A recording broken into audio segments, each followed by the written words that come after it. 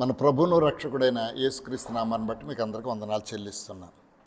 ప్రియమైనటువంటి దేవుని బిడ్డలారా, ఒక చిన్న సంఘటన తన జీవితంలో, ఆ సంఘటన తన జీవితాన్ని మార్చేసింది, ఇశ్రాయేళ్ల జీవితాన్ని కూడా మార్చేసింది. ఏంటట, ఇలాంటి ఓ అక్క నాకుంటే ఎంత బాగుండేది అని మనకు అనిపించేలాంటి మంచి మాట. ఇక్కడ మనం చూద్దాం, నిర్గమకాండంలో ఇశ్రాయేలీయులందరూ ఐగుప్తులో ఉన్నారు. వాళ్ళు చాలా శ్రమలు పడిపోతున్నారు. శ్రమలు పడినప్పుడు వాళ్ళు ఏడ్చారట. ఆ ఏడ్పులు దేవుని సన్నిధికి వెళ్ళింది. ఎందుకంటే వాళ్ళు కఠినమైన పనులు చేసేసుకుంటున్నారట. దాస్యంగా తీసుకొచ్చారేమో, వాళ్ళు దాస్య పనులు చేసుకుంటున్నారు. ఇటుకలు చేయమంటున్నారు. ఇటుకలు చేయడానికి కర్రలు ఇవ్వట్లేదు. మీరే కర్రలు తెచ్చుకోండి, మీరే మట్టి తెచ్చుకోండి, కానీ అయిన టైంలోనే అయిపోవాలి. ఇలా బాధలు పడుతూ ఉంటే వాళ్ళు మొరపెట్టారు, దేవుని మొరపెడితే మరి వాళ్ళ తల కఠినత్వం మరికొంచెం ఎక్కువైపోయింది. ఐగుప్తురాజు అంటున్నాడు, ఇదేంటి మనకంటే జనం చాలా ఎక్కువైపోయారు వీళ్ళు, కాబట్టి వాళ్ళు ఏం చేయాలి, వీళ్ళని ఏదో విధంగా వాళ్ళ జనాభా సంఖ్యను తగ్గించేయాలి అని చెప్పి ఏం చేశారట, అక్కడ ఉన్నటువంటి హెబ్రీల్లో ఉన్నటువంటి మంత్రసానులతో మాట్లాడాడట ఫరో రాజు. మీరు హెబ్రీలు స్త్రీల దగ్గరికి వెళ్ళి వాళ్ళ కాన్పులు చేసేటప్పుడు ఏం చేయాలంటే, పుట్టిన వెంటనే మీరే కదా కాన్పులు చేస్తారు, పుట్టిన వెంటనే ఏం చేయాలి, మగపిల్లని చంపేయండి. ఆడపిల్లలు అయితే బతుకునే ఉండే, మనకు పనికొస్తారు, బానిసలుగా పనికొస్తారు, రకరకాలుగా రాజకుటుంబంలో పనులు చేయడానికి పనికొస్తారు. కానీ ఏం చేస్తున్నారు, మంత్రసానులకి దేవుడు ఒక మాట ఇచ్చాడు. దాన్ని బట్టి వాళ్ళు ఏం చేస్తున్నారు, అక్కడక్కడ పిల్లల్ని బ్రతకనిస్తున్నారు. రాజుగారి కోపం వచ్చింది. ఏంటంటే, అమ్మో హెబ్రీ స్త్రీలు చాలా తెలివైనటువంటి వారు, మేము పురులు పోయడానికంటే ముందుగానే కనేస్తున్నారని చెప్తున్నారు. కానీ ఇది ఎక్కువ కాలం సాగదు కదా. రాజు ఎప్పుడైతే కఠినత్వం వహించాడో ఆ పుట్టిన పిల్లలందరినీ చంపేస్తున్నారు. ఇలాంటి సమయంలో దేవునికి వీళ్ళు పెట్టినటువంటి మొర్ర దేవుని దగ్గర చేరింది. వాళ్ళ ప్రాణాలు విసిగించేస్తున్నటువంటి మొర దేవుని దగ్గర చేరింది. ఇలాంటి సమయంలో లేవి వంశస్థుడు ఒక పెళ్లి చేసుకున్నాడు. ఆ స్త్రీ గర్భవతి అయి ఒక కుమారుని కన్నదట. చాలా సుందరుడిగా ఉన్నాడట. మరి హెబ్రీ స్త్రీలు ఈ మంత్రసానులు కనిపెట్టకుండా దాచిందేమో 3 నెలలు దాచిందట. 3 నెలలు దాచి ఈ పిల్లడు ఏడు మొదలెడతాడు కదా, ఇంకా నా వల్ల కాదనుకుని ఏం చేసింది, ఏదైతే అవుతుందని జమ్ము పెట్టిలో పెట్టేసేసి దాన్ని కీలు పూసేసి ఆ నదిలో వదిలేసింది. కానీ ఆడపిల్లలు బ్రతకనిస్తున్నారు కదా, ఈ పుట్టిన అబ్బాయి కంటే కొంచెం పెద్ద అమ్మాయి అంటే ఇతనికి ఏమవుతుంది, అక్క అవుతుంది. ఈ అమ్మాయి గాబరా పడుతుంది, అయ్యో నా తమ్ముడు ఏమైపోతాడు, గాలి ఆడుతుందో ఆడదో, ఎలా ఉంటాడో, వీడు బ్రతికేమవుతుందో అని చెప్పి ఏం చేస్తుందట, జాగ్రత్తగా గమనిస్తూ ఉందట, దూరం నుంచి చూస్తూ ఉందట. 4వ వచనంలో తెలుస్తుంది, వానికి ఏమి సంభవించినో తెలుసుకొనుటకు అక్క దూరంగా నిలిచి. నిర్గమకాండం 2వ అధ్యాయం గురించి నేను మాట్లాడుతున్నాను. అదే సమయానికి ఫరో కుమార్తెట స్నానానికి వచ్చిందట, ఏటుకు వచ్చిందట. పనిగత్తులు ఏటు ఒడ్డు నడుస్తుండగా ఈ నాచులో ఆ పెట్టిని చూసిందట. ఎవరో రాజుగారి కూతురు చూసిందట. పనికత్తులు ఒకదాన్ని పిలిచి, చూడదు అక్కడెక్కడో పిల్లవాని ఏడుపినిపిస్తుంది, ఏంటో చూడండి అంటే, అమ్మ ఇందులో ఒక పిల్లోడు ఉన్నాడు, అది హెబ్రీల్ పిల్లోడు అని చెప్పారట. అప్పుడు ఏం చేసింది, ఈ సమయాన్ని చూసి వాళ్ళ అక్క జాగ్రత్త కాసుకుంటుంది కదా, నా తమ్ముడికి ఏమవుతుందో, ఎవరిని చంపేస్తారు ఏంటని పరుగులని ఎక్కడికి వెళ్ళిందట, రాజుగారి కూతురు దగ్గరికి వెళ్ళిందట. అప్పుడు అన్నదట రాజుగారి కూతురుతోటి మాట్లాడడానికి కూడా అవకాశం ఉండదు. కానీ ఇక్కడ ఏమన్నది, ఈ పిల్లవాడిని నువ్వు పెంచుకుంటావమ్మా, నువ్వు పెంచుకుంటానంటే నువ్వు పెంచుకోవడానికి ఇక్కడ ఎవరినైనా ఒకరిని తీసుకుని ఒక దాదిగా తీసుకురానా అని అడిగిందట. చూడండి ఎంత తెలివైందో చూడండి, తమ్ముడి మీద ఎంత ప్రేమ ఉందో చూడండి. ఏమో ఇది ఒక మగపిల్లవాడిని బ్రతికించడానికి చేస్తుందని తెలిస్తే ఉంది రా శిక్ష, అసలు పిల్లోడినే చంపేయమన్నారు. పిల్లోడిని బ్రతికించడానికి కలిస్తే బహుశా ఈ అమ్మాయిని కూడా చంపేస్తారు. అయినప్పటికీ ధైర్యం వహించి వెళ్ళి రాజుగారి కుమార్తె ఉంది, ఈ పిల్లని పెంచుకోవడానికి ఎవరినైనా ఒకళ్ళు హెబ్రీ స్త్రీలో ఒక దాన్ని తీసుకురానా, దాసిని తీసుకురానా, ఎందుకంటే వాడు హెబ్రీల్ పిల్లోడు కదా, హెబ్రీల్ పిల్లోడు రాజవంశస్థులు ఎలా పాలిస్తారు, కాబట్టి ఒక దాన్ని తీసుకురానా అంటే ఫరో కుమార్తె ఏమన్నది, వెళ్ళు, నువ్వు వెళ్ళి ఆ పని చెయ్యి. ఏమైందట, ఈ చిన్నది చాలా తెలివైంది, తమ్ముడి మీద ఎంత ప్రేమ ఉంది, వెళ్ళి ఎక్కడికి వెళ్ళింది, వాళ్ళ అమ్మ దగ్గరికి వెళ్ళింది. అమ్మ, మన తమ్ముడిని కాపాడడానికి ఒక మంచి అవకాశం వచ్చింది, నేను ధైర్యం చేసి రాజకుమార్తెతో చెప్పాను, నేను నువ్వు వచ్చి ఆ బిడ్డను నువ్వు పెంచు, పాలిచ్చి పెంచు అని చెప్పి అక్కడ తీసుకొచ్చింది. ఎక్కడికి, రాజుగారి కూతురు దగ్గర తీసుకొచ్చింది. అమ్మ ఇదిగో అమ్మ, ఎవరో ఒక స్త్రీ దొరికింది, ఏవో పిల్లోడు చెప్పుంటుందేమో, బైబిల్లో రాయబడలేదు కానీ ఏదో మగ పిల్లోడు పుట్టాడని బహుశా పిల్లోడిని చంపేసి ఉంటారేమో, ఆవిడ పాలిచ్చే స్టేజ్లో ఉంది. కాబట్టి రాజుగారి కుమార్తె ఏముంది, నా కొరకు ఈ పిల్లోడిని నేను పెంచుకోవడానికి, ఈ పిల్లోడిని నువ్వు పాలిచ్చి పెంచు, ఆ పెంచుకోవడానికే కదా, పాలకు కూడా నేనేం చేస్తానట, జీతం ఇస్తాను అని చెప్తే ఆ స్త్రీ ఏం చేసిందట, ఆ బిడ్డను తీసుకొని పోయి పాలిచ్చి పెంచిందట. ఎవరా బిడ్డ? తర్వాత పెద్దవాడైనప్పుడు ఏమైపోయిందట, ఫరో కుమార్తె దగ్గర తీసుకుని వచ్చారట. ఆమె కుమారుడని అనిపించుకున్నాడు. ఆమె నీటిలోంచి ఇతను తీసితను కదా అని ఏమని పేరు పెట్టిందట, మోషే. దేవుని స్తోత్రం చెప్పండి. ప్రియమైన దేవుని బిడ్డలారా, మోషేని అలా తీసుకొచ్చాడు. ఎంతకాలం ఉన్నాడట అక్కడ, 40 సంవత్సరాలు బ్రతికాడట. కానీ హెబ్రీయుడు కదా, తన జనులకి ఎంత కష్టం పెడుతున్నారో తెలుసుకున్నటువంటి వాడు. ఒకసారి ఏమైంది, ఐగుప్తీయుడును హెబ్రీయుడు దెబ్బలాడుకుంటుంటే ఐగుప్తీయుడు ఏం చేస్తున్నాడు, కొడుతున్నాడు. చాలా కోపం వచ్చేసింది, హెబ్రీయుని కొడతారా, ఇశ్రాయేలీని కొడతారని చెప్పేసి ఆయన ఏం చేశాడట, కొట్టి చంపేసి ఇసుకలో పాత పెట్టేశాడు. మళ్ళీ ఇంకోసారి ఇలా జరుగుతుంటే అవతలోడు అన్నాడట, ఓహో వాడిని చంపిపాతి పెట్టేసి నన్ను చంపిపాతి పెడదామా అనుకుంటున్నావా అనేటప్పటికి మోషేకి భయం వేసింది. తర్వాత ఏమైతే పరిస్థితి తెలియదు కానీ ఇక్కడి నుంచి వెళ్ళిపోయాడు, ఎక్కడికో అడవుల్లోకి వెళ్ళిపోయాడు. ఇక్కడ ఎంతకాలం ఉన్నాడు, 40 సంవత్సరాలు ఉన్నాడు. అక్కడ ఎంతకాలం ఉన్నాడు, 40 సంవత్సరాలు ఉన్నాడు. మరలా దేవుడు ఇతని తాలు ఎప్పుడైతే హెబ్రీల పట్ల ఎంత ప్రేమ కలిగి ఉన్నాడో, బహుశా వాళ్ళ అక్క అలాగే పెంచిందేమో వాళ్ళ అమ్మన్న దగ్గర. ఇదిగో మన హెబ్రీలము, మనము వెట్టి పనుల్లో ఉన్నాము, వీళ్ళకి బానిసలుగా ఉన్నాము, అలా ఉండకూడదు, బలంగా ఉండాలి, మనం వీళ్ళకి తిరుగుబాటు చేయాలి, మన ప్రజలు రక్షించుకోవాలని చిన్నప్పటి నుంచి చెప్పిందేమో మనకు తెలీదు. కానీ మరలా దేవుడు తన మామయ్య నిత్రుల దగ్గర ఉన్నప్పుడు మళ్ళీ దేవుడు పిలిచాడు. కనిపించాడు, ఎక్కడ, పొదల్లో కనిపించాడు. పొద గొర్రెలు తోలుకుంటూ వెళ్తుంటే అక్కడ పొద కాలిపోతుంది, మంట వస్తుంది, కానీ పొద కాలిపోవట్లేదు. ఇదేమిటో చూద్దామని అనుకునేటప్పటికి అక్కడ దేవుడు అంటున్నాడు, ఇది దేవుని స్థలము, నీ చెప్పులు విడిచిరా అని చెప్పి అక్కడ మాట్లాడుతున్నాడు. ఇదిగో నిన్ను ఫరో దగ్గర తీసుకెళ్తాను, నీ ప్రజలందరినీ రక్షిస్తాను, నిన్ను ఐగుప్తీలో ఉన్నటువంటి వాళ్ళందరినీ కనాను దేశం నడిపించడానికి నేను నిన్ను పిలిచాను.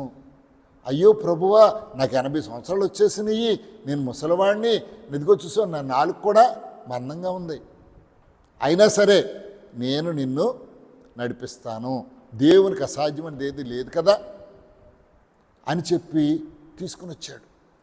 తీసుకుని వచ్చి మనకు తర్వాత తెలుసు ఎన్ని అద్భుతాలు చేశాడు. ఇక్కడ మనం ఇంకొక మాట కనుక చూసినట్లయితే, వాళ్ళందరినీ ఐగుప్తు దేశం కనాను దేశాన్ని నడిపించేటప్పుడు, ఆ ఎర్ర సముద్రాన్ని దాటినప్పుడు మోషే ఒక పాట పాడినట్టుగా, కీర్తన రాసినట్టుగా మనం చూస్తున్నాం. 15వ అధ్యాయం, నిర్గమకాండం 15వ అధ్యాయంలో ఒక కీర్తన పాడుతున్నాడు. ఏంటట 15వ అధ్యాయంలో, యెహోవాను గురించి గానం చేసేదము, ఆయన మిగుల అతిశయించి జయించెను, గుర్రమును దాని రౌతులను ఆయన సముద్రంలో పడదోసెను, యెహోవాయే నా బలము, యెహోవాయే నా గానము, ఆయన నాకు రక్షణయు అని. ఇంకా తర్వాత అలా వెనకెళ్ళినట్లయితే 20వ అధ్యాయం చూద్దాం, 20వ వచనం చూద్దాం. 15వ అధ్యాయం 20వ వచనం చూద్దాం. మరియు అహరోను సహోదరియు ప్రవక్తయనగు మిరియాము తంబురు చేత పట్టుకుంది. ఎవరివిడ? మిరియాము, మోషే తాలూకా అక్క. అంటే అప్పటి నుంచి, చిన్నప్పటి నుంచి అతను చేసే కార్యాలన్నిట్లో ఈవిడ కూడా ఉండి గమనిస్తూ ఉంది. తమ్ముడు ఎలా ఉంటాడు, తమ్ముడు ఎలా నడుస్తున్నాడు, నిజంగా నేను దాచినందుకు, ఆయన బ్రతికించినందుకు దేవుని కార్యాలు చేస్తున్నాడా అని చేస్తూ ఏం చేస్తుందట, ఆవిడ తంబురు చేత పట్టుకుందట. తంబురు చేత పట్టుకుని స్త్రీలందరూ తంబురుతోనూ నాట్యముతోనూ ఆమె వెంబడి వెళ్ళగా మిరియాము వారితో కలిసి ఇట్లు పల్లవెత్తి పాడెను. అంటే గాయక బృందానికి అంతటికీ కూడా లీడర్గా ఉంది. కోయిర్ లీడర్ అంటాను కదా, కోయిర్ లీడర్గా ఉంది. ఏమని పాడుతుంది ఆవిడ? యెహోవాను గానం చేయడి, ఆయన మిగుల అతిశయించి జయించెను, గుర్రమును దాన్ని రౌతును సముద్రంలో ఆయన పడదోసెను. ఇక్కడ 15వ అధ్యాయం 1వ వచనంలో మోషే ఏదైతే పాడాడో అదే పాటనే మళ్ళీ ఇక్కడ స్వరమెత్తి పాడుతుంది. ఆయన మొదటగా ఒక స్వరం ఎత్తితే, ఇప్పుడు మనం చర్చిలో చూస్తాం, దైవజనుడు ఒక స్వరం ఎత్తగా మిగతా గాయక బృందం అంతా ఏం చేస్తారట, దైవజనుడు పాడినట్టుగా మిగతా వాళ్ళందరూ పాడుతుంటారు. అంటే మోషేని ఎలా ఉంచిందట, దైవజనుడిగా, దేవుని ప్రవక్తగా ఉంచి ఈవిడ ఏం చేస్తుంది, దగ్గరుండి పాటలు పాడడానికి సహకరిస్తుంది. కాబట్టి ప్రియమైన దేవుని బిడ్డలారా, ఇక్కడ మనము ఎలాగా ఆమె రక్షించింది, ఎలాగుందంటే ఒక మిరియం వల్ల అయిందా? దేవుని కార్యాలు చూద్దాం. యెషయా గ్రంథం 46వ అధ్యాయం 3వ వచనంలో చూస్తే ఏమున్నది, తల్లి గర్భములో పుట్టినది మొదలుకొని, ఇంకా 4వ వచనంలో కూడా చూస్తే తల్లి ఒడిలో కూర్చుంటున్నది మొదలుకొని ముదిమి వచ్చే వరకు నేను ఎత్తుకుని వాడను నేనే. అలా గనక దేవుని కృప లేకపోతే మన మోషే తాలూకు అక్క మిరియాము అంత కార్యం చేసి ఉండేది కాదేమో. ఇక రెండవదిగా 139వ కీర్తన 16వ వచనంలో చూస్తే, నువ్వు పుట్టక మునిపే, నువ్వు తల్లి గర్భంలో ఉండగానే నా కన్నులు నిన్ను చూశాయి. నువ్వు పుట్టక మునిపే, ఒక దినం కూడా గడప మునిపే నీ చర్యలన్నీ నా గ్రంథంలో లిఖితములాయను. అంటే మోషే తాలూకు జీవిత చరిత్ర మొత్తం రాసేసాడు దేవుడు. ఇలాగిలాగా ఇశ్రాయేలీయులు మొరపెడతారు, వాళ్ళని ఎలా విడిపించాలో నాకు తెలుసు. దానికోసం ఏం చేశాడు, ఆడపిల్లలను బ్రతికించి ఒక ప్రణాళికను దేవుడు తయారు చేశాడు. మోషేని బ్రతికించడం కోసము మోషే కంటే ముందుగానే ఒక అక్కను తయారు చేశాడు. మోషేని బ్రతికించడానికి అక్కని వాడుకున్నాడు. మళ్ళీ అలాగే మోషే నడిపించడంలోనైతేనేమి, మోషేతో దేవుని స్తుతించడంలో అయితేనేమి ప్రవక్తగా ఉండి తంబురు వాయించినట్లుగా చూస్తున్నా. కాబట్టి ప్రియమైన దేవుని బిడ్డలారా, అనిపించట్లేదా మీకు ఇప్పుడు, అయ్యో నాకు కూడా నా జీవితంలో అలాంటి అక్క ఉంటే నాకు ఎంత బాగుండు, నా జీవితం కూడా దేవుని సార్థక్యం చేసుకుందనే నన్ను బ్రతికించి నన్ను నడిపించినటువంటి అక్క అని అనిపించట్లేదా? కాబట్టి ప్రియమైన దేవుని బిడ్డలారా, ఇక బైబిల్లో ఇలాంటి క్యారెక్టర్స్ చాలా ఉన్నాయి. ఒకరినొకరు బ్రతికించినటువంటిది, ఒకరిని నడిపించినటువంటిది. ఒకసారి మనం కనుక పౌలు గారిని చూసినట్లయితే, పౌలు గారు వదిలిపెట్టేసి వచ్చేసాడు, దేవుడిని ఎరుగుతూ ఉన్నాడు. ఎలా బ్రతకాలో ఏం చేయాలో తెలియదు, ఒంటరివాడైపోయాడు, పరిచయం చేస్తున్నాడు. కానీ ఎక్కడ నుంచో వచ్చినటువంటి ఇద్దరు, ఎవరు, అకుల ప్రిస్కిల్లాలు, ఇతన్నట వారింట్లో చేర్చుకున్నారట. ఈయన తల కష్ట సుఖాలు చూసేవారట.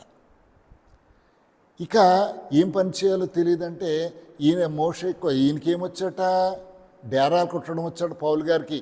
వారు కూడా అదే పనిలో ఉండేవారట. అందుకని ఏం చేశారు, ముగ్గురు కలిపి డేరాలు కొట్టుకుంటూ వారి జీవితాలు పోషించుకుంటూ ఏం చేసేవారట, సాయంకాలం అయ్యేటప్పుడు సువార్త ప్రకటించేవారట. కాబట్టి దేవుని ప్రణాళిక లేకుండా ఏది జరగదు. మనము ఈ రోజున జాయింట్ కలెక్టర్గా చేసి ఉద్యోగం వదిలిపెట్టాను, ఈ పరిచర్యను ఇంత ఘనంగా చేయగలుగుతున్నాను, అనేక చోట్ల తిరగలుగుతున్నానంటే నాకంటే వెనకాల విశ్వాసం అయినప్పటికీ కూడా మాటను బట్టి నమ్మినటువంటి నా భార్యను బట్టి ఈరోజు మీకు ఓ మాట చెప్పాలనుకుంటున్నాను. ఆవిడ కనుక నాకు అన్నీ సమకూర్చకపోతే, నేను జాయింట్ కలెక్టర్గా ఉన్నప్పుడు పనోళ్ళు ఉండేవారు, ఏవేవో పనులు చేసేవారు. ఆవిడకి కూడా ఏ పని చేయనిచ్చేవారు కాదు. ఈ రోజున నేను మగవాణ్ణి కాబట్టి, దైవజనుడినైనా మగవాణ్ణి కాబట్టి ఏ పనులు నుంచి వంట పనులు మిగతా పనులు ఏమి చేసుకోలేను. కానీ ఆవిడ ఇంటి వద్ద ఉండి ఆ పరిచర్య పనులన్నీ భర్తకు చేస్తుంది కాబట్టి నేను ఇంత చక్కగా ఎక్కడ పడితే అక్కడికి వెళ్ళి 2 రోజులు 3 రోజులు సువార్త చెప్పడానికి అవుతుంది. కాబట్టి ప్రియమైన దేవుని బిడ్డలారా, అలాగే 2 చర్చెస్ ఉన్నాయి.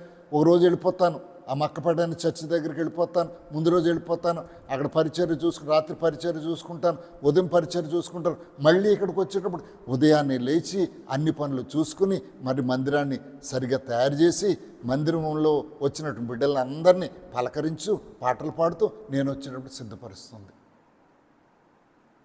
ఏమో మనకు తెలియదు, కానీ ఒక మాట అంటారు ఏంటంటే, ప్రతి మగవాడి విజయం వెనక ఒక స్త్రీ ఉందని.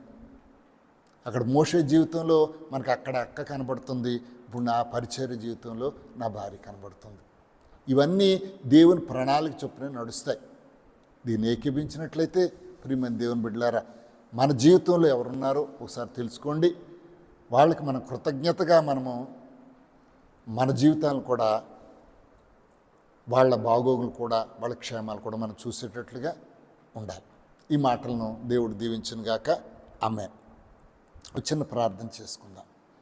తండ్రి, నీకు వందనాలు చెల్లిస్తున్నాను ప్రభువా. ఆ రోజున ఇశ్రాయేలీలు ఐగుప్తులు బందీలుగా వెట్టి చాకరిగా ఉన్నప్పుడు తండ్రి, నీ ప్రణాళిక చొప్పున ఒక దైవజనుడు మోషేని వాళ్ళని విడిపించడానికి నువ్వు ఏర్పాటు చేసినప్పుడు, మోషేని బ్రతికించడానికి మోషే కంటే ముందుగా ఒక అక్కను సిద్ధపరిచారు మీరు. ఆమె పుట్టినప్పటి నుంచి ఆయన ప్రయాణమయ్యి ఐగుప్తులోంచి ఇశ్రాయేలును తీసుకుని వచ్చేటప్పుడు కూడా ఆమె తంబురు పట్టుకుని, సితార్ పట్టుకుని మోషేతో కలిపి పాటలు పాడుతున్నట్టుగా తెలుస్తుంది. ప్రభువా, ఆ అక్క లేకపోతే మోషే బ్రతికుండేవాడు కాదేమో, పెరుగుండేవాడు కాదేమో, ఐగుప్తు రాజుగారి కుమార్తె తల కొడుకు అనిపించుకునేవాడు కాదేమో. మరలా మీరు చేసిన కార్యాలను బట్టి వీళ్ళందరూ నడిపించడానికి వచ్చేవాడు కదా. ఇదిగో 139వ కీర్తనలో మీరు రాస్తున్నారు, మేము మా దినములు ఒకటి కూడా గడవక మునిపే మా జీవితం అంతా నీ పుస్తకంలో రాయబడి ఉన్నదని. ఆ ప్రకారమే మేము నడుస్తున్నామని ఎరగడానికి కృప చూపించండి నాయనా. మిమ్మల్ని బట్టి మేము అతిశయించే కృప మా జీవితాలకు దయచేయమని యేసుక్రీస్తు పరిశుద్ధ నామములో ప్రార్థిస్తున్నాను తండ్రి. ఆమేన్. ప్రియమైన దేవుని బిడ్డలారా, ఈ వీడియో మీకు నచ్చినట్టయితే లైక్ చేయండి, ఫ్రెండ్స్కి పంపించాలనుకుంటే షేర్ చేయండి. అనుదినము ఈ వాక్యం మీకు కావాలనుకుంటే సబ్స్క్రైబ్ చేసుకోండి. ఈ మాటలు దేవుడు దీవించును గాక. ఆమేన్.